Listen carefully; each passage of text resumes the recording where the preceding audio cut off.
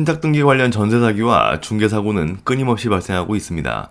신규 공인중개사 입장에서는 신탁 등기 매물을 의뢰받으면 중개 여부를 고민하게 되는 경우도 발생하고, 전월세를 구하는 임차인 입장에서는 신탁 등기에 대해 잘 모르면 집주인이나 공인중개사 말에 의존할 수밖에 없는 상황이 발생하기도 합니다.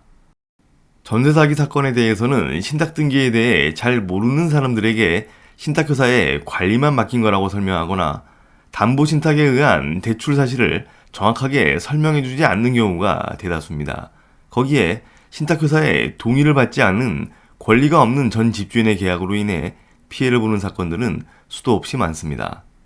그런데 신탁회사의 동의를 받고 계약을 체결해도 전 집주인이 대출금을 갚지 못해 경공매 진행과 같은 문제 발생 시에 과다한 선순위 대출금으로 인해 임차인은 큰 피해를 볼 수도 있습니다. 이유는 일반적인 담보대출보다 담보신탁은 대출금이 더 많이 나오기 때문입니다. 그래서 주택가격 대비 부채 비율이 높은 경우가 많습니다.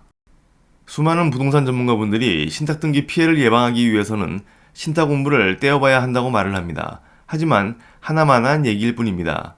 직거래 계약의 경우 신탁 등기에 관해 잘 모르는 계약자 입장에서 신탁 공부를 떼어보고 누구와 계약하고 누구에게 입금을 해야 하는지, 대출금은 어느 은행에 얼마인지, 임대차 관련 특약은 어떤 조항이 있는지를 확인해 보기는 힘듭니다. 신탁 공부를 떼어보기 이전에 가처분 등기에 금지사항 내용이 등기부에 표기되는 것과 같이 신탁 등기도 주의사항 내용 표기가 시급한 실정입니다. 중개거래라면 의뢰를 받은 공인중개사가 당연히 신탁 공부를 확인하고 수익 한도 금액과 선순위 보증금을 합한 금액이 실거래가액의 몇 프로인지를 확인해 위험한 매물인지 아닌지를 판단해야 하고, 수탁자의 임대차 동의 여부 또한 확인해야 합니다. 문제는 동의를 받지 않았음에도 부동산에 매물을 내놓는 경우와 차후 동의를 받을 거라고 말하거나 받았다고 거짓말을 하는 경우도 있습니다. 그래서 전 집주인에게 잘 설명하고 공인중개사가 같이 확인해 봐야 합니다.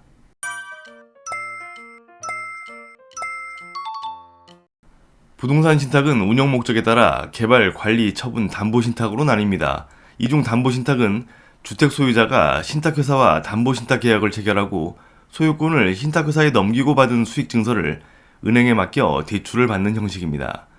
간단하게 말해 소유권을 넘기고 대출을 받은 후 향후 완납하면 소유권을 다시 찾아오는 구조입니다. 신탁 등기의 문제점 첫 번째는 등기부등본 표기의 문제점입니다.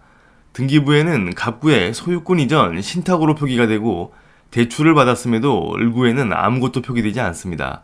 이 점을 이용해 전세 사기에 악용하거나 대출이 없는 집인 것처럼 혼동시키기도 합니다.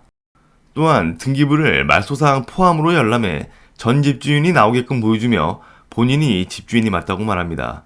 이런 이유로 신탁 등기를 잘 모르는 사람들은 임대 권한이 없는 전 집주인과 계약을 체결하고 그 집에 대출이 있는지도 모르고 들어가는 경우도 있습니다. 두 번째는 담보신탁을 체결한 위탁자인 전 집주인은 임대차 권한이 없습니다. 법적으로 소유권이 신탁회사로 넘어갔으므로 임대차 권한은 물론이고 아무런 법적 권한이 없습니다. 권한이 없는 전 집주인과 계약 체결 시 임차인은 무단 점유자 신세가 되고 주택임대차보호법의 보호를 전혀 받지 못합니다. 많은 분들이 신탁 공부를 떼서 임대차 권한이 누구에게 있는지 확인해야 한다고 말을 하는데, 신탁 공부에는 위탁자에게 권한을 준다는 문구는 거의 없습니다. 권한을 주는 경우는 이후 위탁자의 요청에 의해 행해지는 경우가 대부분이며 신탁사의 동의에 의한 동의서로 확인할 수 있습니다. 실무에서는 계약 요청 시 동의서가 먼저 오는 경우는 드물며 계약 전 구두 확인 이후 계약서를 신탁사에 제출하면 동의서를 발급해주는 경우가 허다합니다. 세 번째는 신탁사의 임대차 권한에 대한 동의를 받은 경우의 문제점입니다. 신탁사의 동의를 받고 진행하는 계약의 형태는 첫 번째는 신탁회사와 계약을 하고 보증금도 신탁회사로 입금하는 경우와, 두 번째는 신탁회사의 동의를 얻은 전 집주인과 계약하고 보증금은 신탁회사로 입금하는 경우와, 세 번째는 신탁회사의 동의를 얻은 전 집주인과 계약하고 보증금도 전 집주인에게 입금하는 경우입니다. 다양한 계약 방법이 있고 월세의 경우 매월 차임을 우선 수익자에게 지급하는 형식이 대다수인 경우도 있습니다.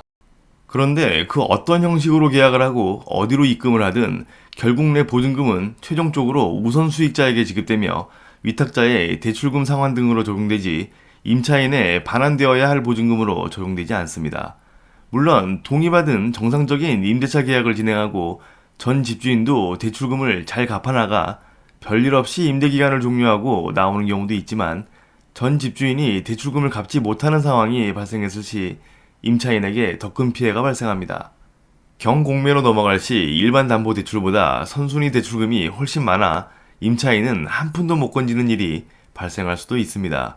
물론 경공매로 넘어갔다면 일반 담보대출이든 담보신탁이든 안 좋은 결과는 마찬가지이긴 합니다. 그러나 신탁사의 동의를 받았어도 임차인은 경매 시 최우선 변제권도 행사할 수 없습니다.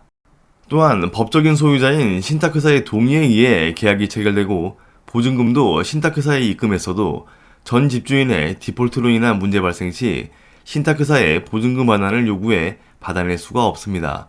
대부분의 신탁원부의 임대차에 관한 특약사항 중 신탁회사는 임대차 계약과 관련해 권리 의무를 부담하지 않는다와 보증금 반환 채무는 전 집주인인 위탁자에게 있다라는 조항이 기재되어 있습니다. 임대차 동의서에도 똑같은 내용으로 작성해 줍니다. 이러한 이유로 신탁사의 동의를 받고 보증금을 신탁사로 입금했어도 임차인은 매우 불리한 조건에 계약을 하게 되는 것입니다. 여러 건의 신탁사에 대한 보증금 반환 소송의 대법원 판례에서도 이러한 계약 관련 신탁원부 특약의 내용을 들어 재판부는 임차인의 손을 들어주지 않았습니다. 네 번째는 신탁등기 부동산에 대해서는 전세보증금 반환 보증보험 가입이 안 된다는 겁니다.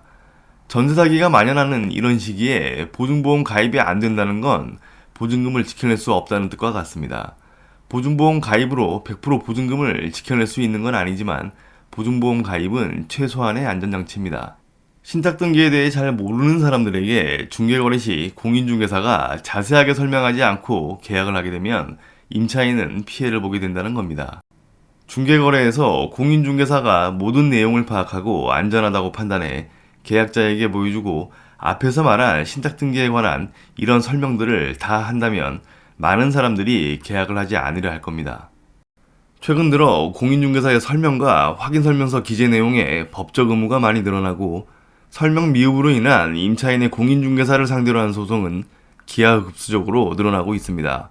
그리고 대부분 설명과 기재 등의 증거가 없는 한 신탁등기건에 대해서는 공인중개사의 패소로 이어지고 있는 실정입니다. 일반적인 임대차 계약과는 달리 신탁등기 관련 소송에서는 예를 들어 10가지 중 한 가지라도 설명을 빠뜨리거나 기재되어 있지 않으면 공인중개사의 일부 책임을 인정하고 있는 추세입니다. 그만큼 신탁등기는 설명해야 하는 내용들이 많고 까다로운 계약 체결 과정이 있다는 뜻이기도 합니다. 신탁등기 관련 임대차를 진행할 때 신규 공인중개사나 계약자는 반드시 이런 내용들을 숙지해 서로 피해보는 일들이 없기를 바랍니다.